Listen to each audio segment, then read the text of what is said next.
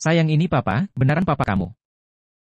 Dia elus dan daika perut istrinya yang masih rata, tidak tahan lagi Mahya berlari ke dalam kamar mandi mengeluarkan semua isi di perut.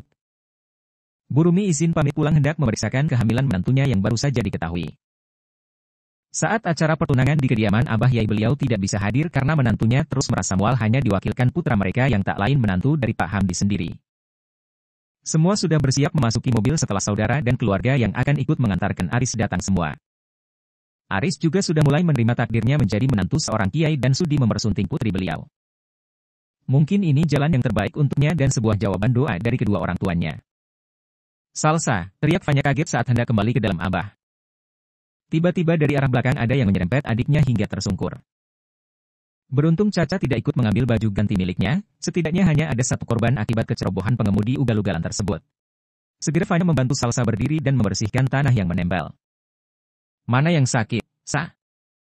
Mbak, aku kayak kenal punggung itu, akunya terus menatap pengendara yang memberinya jari tengah. Siapa ya, Mbak? Salsa kok jadi takut, ada yang benci Salsa. Aku khawatir sama Caca.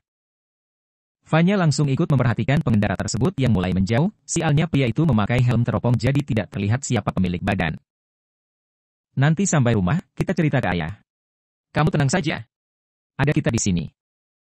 Ibu tiri Salsa dibuat kaget mendapati putri beliau berantakan, ada beberapa baju yang terkoyak dan si putri terlihat bengong takut. Apa yang sebenarnya terjadi dengannya? Ada apa, Sa?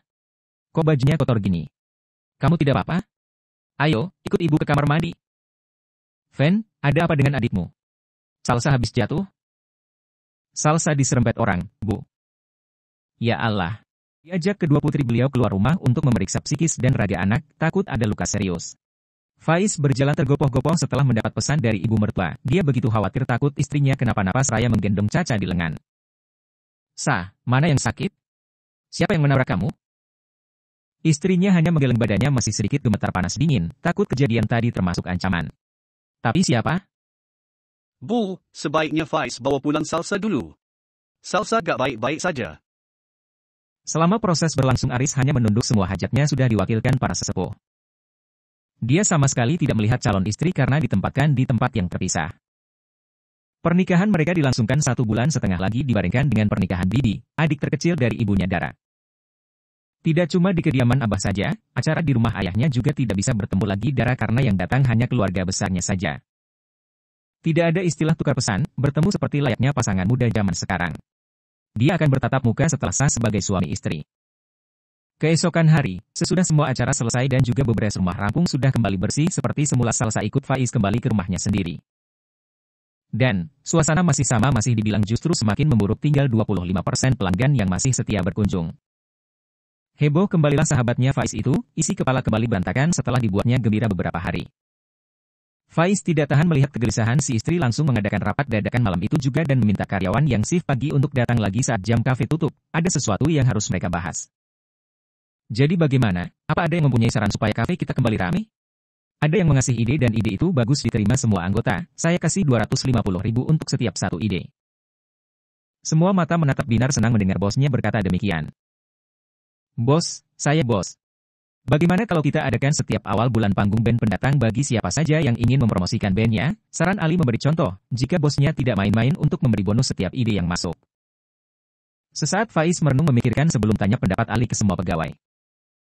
Mereka tersenyum bahagia apa yang diucapkan bosnya bukan sekedar gurauan belakang. Ali langsung mendapat uang tunai 250.000 atas ide yang disuarakan dan idenya disetujui oleh Faiz. Pegawainya yang lain ikut antusias mengeluarkan suaranya memberi saran. Ada 2 saran lagi yang logis dan diterima, mereka berdua juga mendapatkan uang yang sama besarnya seperti yang didapat atasannya. Ide kamu bagus, Zal. Oke, ini akan menjadi kesempatan kalian lagi, jika bisa memberikan menu baru maka kalian akan mendapatkan bonus tapi harus lewat seleksi dulu tidak asal terima. Akan saya kasih uang 1 juta untuk satu menu yang lolos, kalian yang akan memasak sendiri menu tersebut tanpa memberitahu resep rahasia kalian dan kalian juga akan mendapatkan persenan setiap ada yang memesan menu kalian. Ibarat kata, kalian menitip dagangan di sini, seru kan? Kalau kalian mau saya beli resep yang kalian punya, bisa kita nego di belakang. Itu artinya kami sudah bisa menjual bebas menu kalian dan kalian tidak mendapat lagi uang ceperan dari penjualan. Ini berlaku bukan cuma untuk koki, yang lain juga boleh.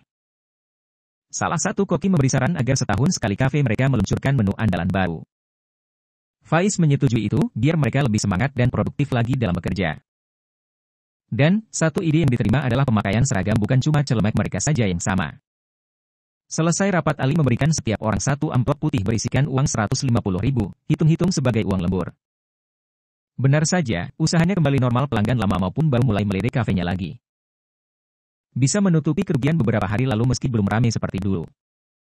Keesokan pagi seperti rutinitas biasanya, mereka bertiga datang terlebih dulu baru disusul pegawai yang lain. Iin incaran Ali, sejak keterlambatannya dulu ikut atasannya berangkat pagi karena mereka kini satu kendaraan. Saat kafe setengah jam lagi hendak dibuka gawai Iin berdering, tidak lama gadis itu terperosok ke bawah berpegangan pinggiran meja dan tanpa sengaja menyenggol sauso yang baru saja dibuat Faiz. Seketika semua mata tertuju ke Iin yang terduduk lemas di bawah dengan berlinangnya air mata. Halo, In, panggil seseorang di seberang sana. Iya, Big. Big, tolong bawa ibu ke rumah sakit.